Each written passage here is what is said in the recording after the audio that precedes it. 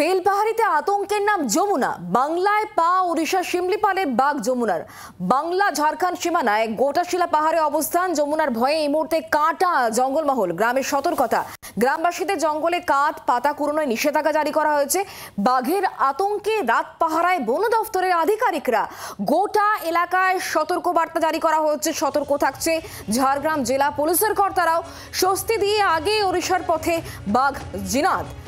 আর এখন আতঙ্কে কাটা, কারণ যমুনা এই বাংলায় পা রেখেছে। বাংলা ঝাড়খণ্ড সীমানার গোটশিলা পাহাড়ে অবস্থান যমুনার ভয়ে এই মুহূর্তে কাটা গোটা জঙ্গলমহল।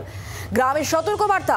এই মুহূর্তে কি চলছে আমরা জানবো, কথা বলবো। সৌরভ এই মুহূর্তে আমাদের সঙ্গে রয়েছেন, আমাদের প্রতিনিধি সৌরভ। একটু জানার চেষ্টা করব, যেহেতু যমুনাই এই মুহূর্তে আতঙ্কের অন্যতম নাম, জঙ্গলমহল জুড়ে একটা আতঙ্কের পরিবেশ তৈরি হয়ে রয়েছে। বন দফতরের কর্মীরা কি বলছেন, কি ব্যবস্থাপনা রাখা হয়েছে?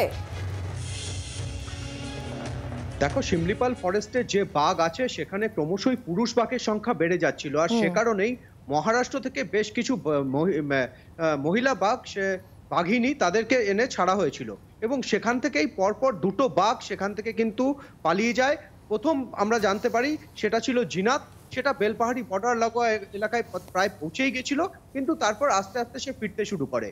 কিন্তু গতকাল হঠাৎ করেই ঝাড়গ্রাম ফরেস্টের তরফ থেকে আমরা জানতে পারি যে বেলপাহাড়ি বর্ডার পেরিয়ে, অর্থাৎ বাংলা বর্ডার সীমান্ত পেরিয়ে একটি বাঘ ঢুকে পড়েছে বেলপাহাড়ির কোটাচুয়া এলাকায়, অর্থাৎ শিমুলপাল অঞ্চলের কোটাচুয়া এলাকায় যে জঙ্গল আছে, পাহাড় লাগোয়া জঙ্গল, সেখানে।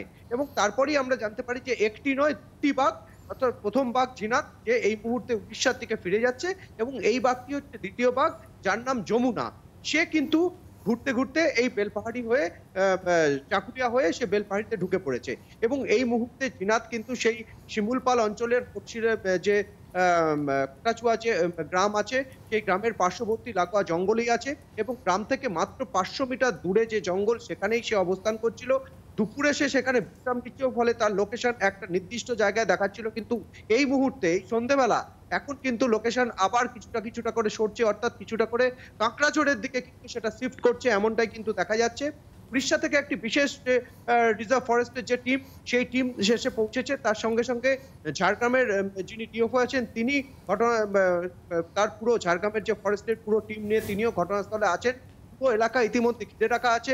ঝাড়গ্রামের অ্যাডিশনাল এসপি অপারেশন, বেলপাহাড়ির ডিএসপি এবং আইসি, তারাও কিন্তু এই মুহূর্তে ঘরের স্পটে আছেন। তারা যাতে উৎসাহী জনতা, গ্রামবাসী, তারা যাতে জঙ্গল লাগোয়া এলাকায় পৌঁছে না যায়, তারা যাতে চলে না যায়, তাই জন্য পুরো এলাকা ব্যারিকেড করে রাখা হয়েছে। এই মুহূর্তে বেলপাহাড়ি যেহেতু একটা সবচেয়ে আকর্ষণীয় জায়গা, প্রচুর এখানে আছে, তাই সকাল থেকে এখানে মাইকিং করা হয়েছে, গ্রামেও মাইকিং করা হয়েছে।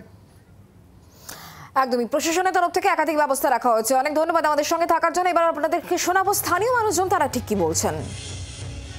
চাষবাসের সময় অনেক লোকের চাষ তোলা হয়নি, তাদের ক্ষেত্রে কি তারা কি আতঙ্কে রয়েছে? তো সেটা আতঙ্ক তো থাকবেই, সেটা তো আর সঠিক করে বলতে পারছি না। আতঙ্ক আছে জমিনে, ওই মানে জঙ্গলের সামনে যে জমি, নিচটাই জমি, তাহলে সেটা তোলার জন্য তো আতঙ্ক থাকবে, যে বাঘ যেহেতু আছে।